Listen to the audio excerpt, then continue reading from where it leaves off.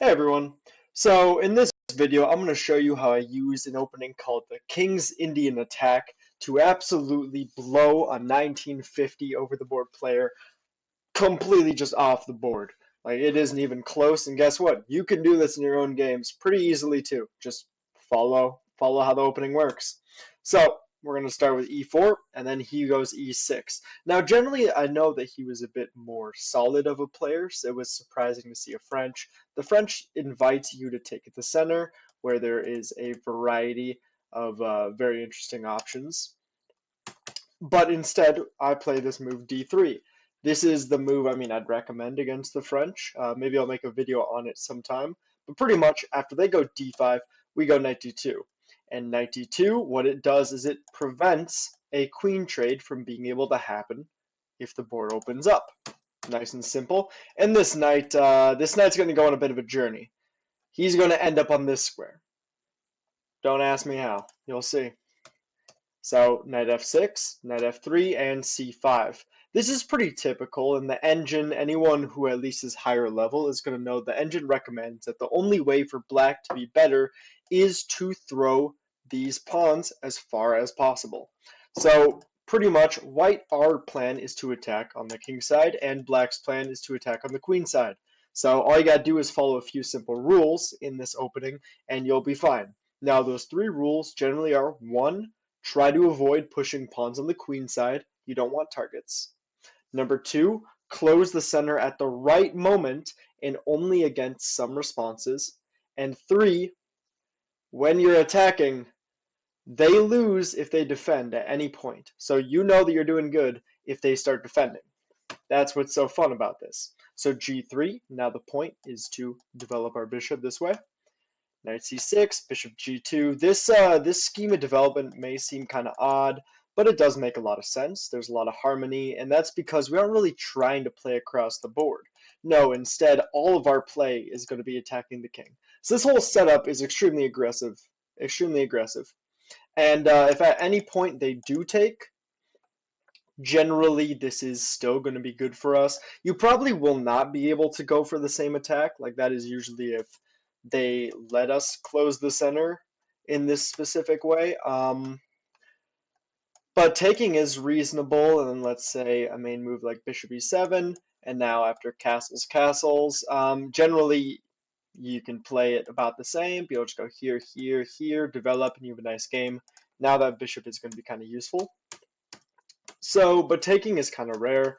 So b6, and b6 I think was odd by him because the main way of playing, funnily enough, is just going like b5 or a5. And this b6 system is one of these systems you need to learn if you're playing this opening.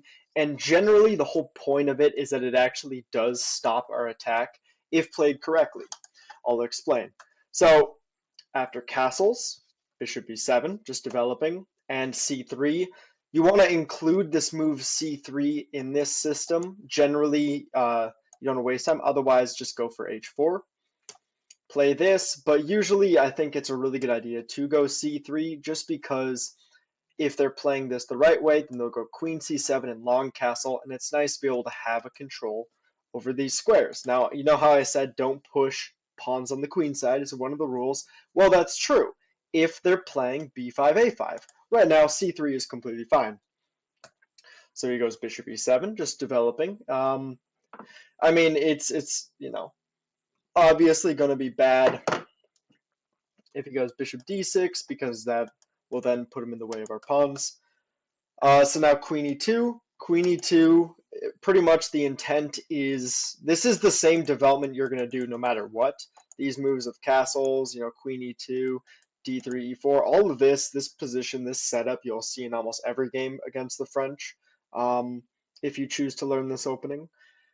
But the point of queen e2 is to potentially slide the rook over, and it's generally just to back up this pawn. So now we are sort of threatening to go e5. Castles, again, if they know what they're doing, they're not going to react. He should be expecting e5, especially because this guy's 1950. So now we push e5 at the right moment. Now, you can go rook e1 first, but I've always preferred these going queen e2 first. It's just, it's not really like a big difference. but I kind of like reserving the chance to play rook d1. And this was his final chance, I think, to go for this system. And pretty much now, this actually is a bad version because we're the ones who get attacked. Like, this is, again, why you have to be careful about closing the center, because if you close it when he's clearly intending to castle queenside, which is why he goes b6 in the first place, or at least why he should, then closing the center is less accurate. So that is why when I saw castles, I knew that, okay, this is kind of weird. He went b6 here, but he's not going to do the line. Okay, well now he just wasted a move going b6 because he has to swap back to the plan of the queenside expansion now. So I go e5, the knight moves back, and now rook e1. We are still well within theory, and I think we're in theory all the way to like move 16, so follow along. But now we're going to move out our rook, and the point is to bring our knight to f1. So queen c7 attacks this pawn. I already told you to expect this. Go for the plan. Knight f1, and now we're going to go h4, knight h2, g4, checkmate. So now he goes b5. And in the game, I'll like cut the theory talk for a bit. In the game, this surprised me because he already went b6. Like, he already wasted one move moving the pawn forward one, when it feels like it probably would have been smarter to just go b5 if that's the whole plan he's going to go for anyways. But now he kind of does it in this weird order where I just get an extra turn. So I develop my bishop, and now look, 6 out of our 7 pieces are on the king side. Looks good, but still no attack. The computer, I'll probably leave on the engine for this analysis. The computer says, oh, it's a draw. Okay, show me. a5. Now remember, do not react on the queen side. Leave it alone. It is not the problem. If you spend your time over there, you're going to lose, because then if you move any of these, black will then have targets, because look at where all of his pieces are. Don't help him. Death. We go straight for the kill every single time. And he goes rook fc8. And already he breaks the theory here. What would have been smarter is for him to go a4. But remember how I talked about if defending the king, how that's when we know we're good? Well, funnily enough, in this opening, the computer goes, oh, there's nothing. There's nothing here. Ignore the king side. This isn't scary at all. There's nothing, because it's a computer. It's sitting there, and it doesn't see 6 pieces staring at it, a pawn coming, and like literal death knocking on the door, and it doesn't get scared. It doesn't know fear. It's not a human. So regardless of what the engine says, this is what you should do, and this will almost always win as white if you know what you're doing, because the moment they try and defend by going here, the advantage begins. h5. Our plan is to simply attack. We want to weaken the king side. And now he goes knight f8, and already, again, simply by making the mistake of reacting to our attack, which 99% of people will do, even grandmasters, he's losing. So I go knight 1 to h2. Now I know this isn't accurate because I had my final chance to go h6 here. Frankly, I was just always expecting him to play h6 because that's like the computer's one defensive move. But I guess on the opportunity that you are able to just play h6, play it no matter what.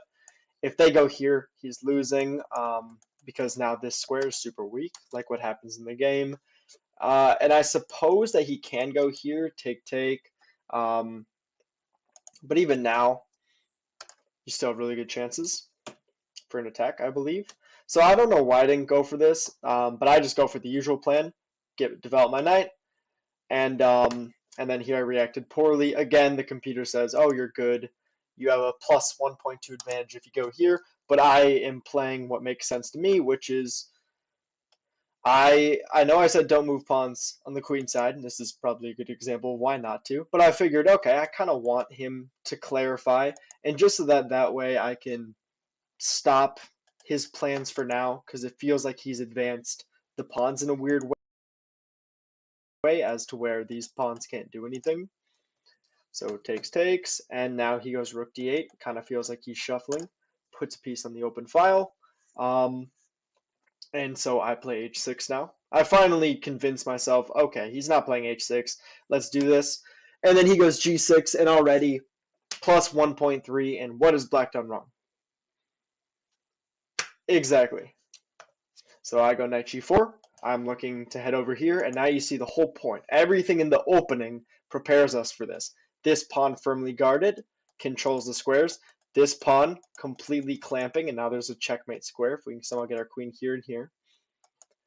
Our knight is ready to go here. The bishop's ready to trade. The knight's here, and this bishop challenges this bishop. Queen and rook are out of the way, and everything is great. So he goes knight d7, and it's already +2. Again, like, it is so hard to sit at the board as black and face this. Like, what are you supposed to do? So I go queen e3, and the computer says this is a bad move. Now, here, the other thing I was considering was I was thinking in my head, okay, I go bishop g5. And now he can take, and then I'll take. But I don't know if I want to trade off my bishop and get my knight here. I don't know if my knight really belongs on this square yet. Like, in my mind, I thought I should try and get my queen here to, bring my queen closer to the action. But what I missed is that also, furthermore, if he goes here, well, I mean, obviously that just gives up a rook. But if, let's say, he just like makes a random move, I can probably just go b3. And I'm not wasting any time. And this move knight d4, which is like the engine's whole problem. I don't know, let's say take knight d4, is that now I go queen e3, and I guess this is better. I don't get it. I don't get engines, man. So I go queen e3. Point's kind of simple. I want to trade, get my queen in. So he moves bishop back, and now we go bishop g5 anyways, attacking the rook, but furthermore clearing the f4 square. He slides his rook over one, and now queen f4. And suddenly, where's black's play? From black playing what seems to be just normal defensive moves, from him getting nervous about my attack, he's dead. And it's move 23 against a 1950, and I barely even tried. Like, this is theory, pretty much. I've had this attack online in Blitz probably like upwards of 20 times. Now knight e7, and here is where we get to I think this one of the more instructive parts, but more for attacking, which is that in higher level chess, we need to think about our opponent's plans. So if you're experienced enough, you're thinking, okay, he wants to go to this square. Opens up the bishop and is looking to blockade our queen and pieces from entering here. So a lower level player might go, okay, we can move our knight here, or we can take it, or we can move our knight here to stop him from getting to this really good outpost. But a really good player says, okay, well, guess what? He can't go here if we're pushing further. So I go here. And again, this is a big part of my play style. It's always forward, forward, forward, threat, threat, threat, pressure, pressure, pressure, checkmate. And now he can't go here, well, because obviously we sack the rook and then win the queen. So we create a threat of sacking here so he doesn't have time to go here. We don't actually need to defend this square to defend the square. Make sense? Sweet. So he goes knight b6, and it is +6. A couple moves ago, it was a draw. And from literally just creeping pieces in, we have a +6 position against a 1950. It's crazy. So now the king moves, and this is just kind of simple. Knight takes h7.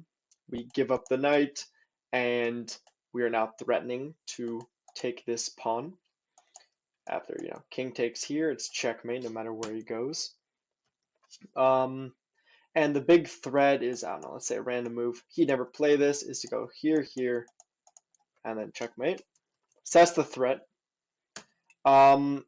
And so he thought for a while, and I think here he eventually just gave up, and he gave away his knight. It's +10 on move 20. It's +10 in an over-the-board game. We have an hour and a half on our clock. So this is crazy. This is and this is like the whole point of the opening. This whole attack, you can repeat it over and over and over again. So I take the knight. Perhaps this wasn't as accurate as just ignoring the knight. Now the computer gives a bunch of crazy lines, like after king takes, what we do is if he moves back here, is checkmate, check the knight, checkmate. So can't take the knight, and can't take the bishop either because of this exact. Oh, definitely not there. Boom, boom, checkmate. So, and yes, I did see all of that, at least for all those ideas, but I did not go for bishop f6. I was just like, I'm going to take his knight. He took my knight, and I'm like, oh, I bet you think you're funny. Up. Now we close center. Technically not the most accurate way of attacking. This is kind of just more fun for me, because now the queen has to move, or it gives away the other bishop. So the queen moves, and now what do we want? Well, I would love to take this pawn. It's the whole reason I sacked my knight here, so that I could take the pawn. And all of his recent moves, like giving up his knight, was to defend this pawn. So we block. And now the funny part is that even if the bishop does take our bishop, we don't have to take the bishop back right away. And it's pretty much checkmate. So he took here, check, bishop moved back, I checked him, I took his bishop, he took back, and now I went rook e4 and he resigned. My threat is to go rook h4, and pretty much the king just gets absolutely executed with all of these pawns doing nothing and all of his pieces on the wrong side of the board. King's Indian attack. Hope you're sold. If enough of you like it, then maybe I'll make a video on it and show you just how to crush the French and some Sicilians with this opening. So yeah, see you guys, and thanks for watching the tournament. We finished with 2.5 rating points and got a rating of 1915. Our next tournament will be in a month. See you then, or see you for the next video.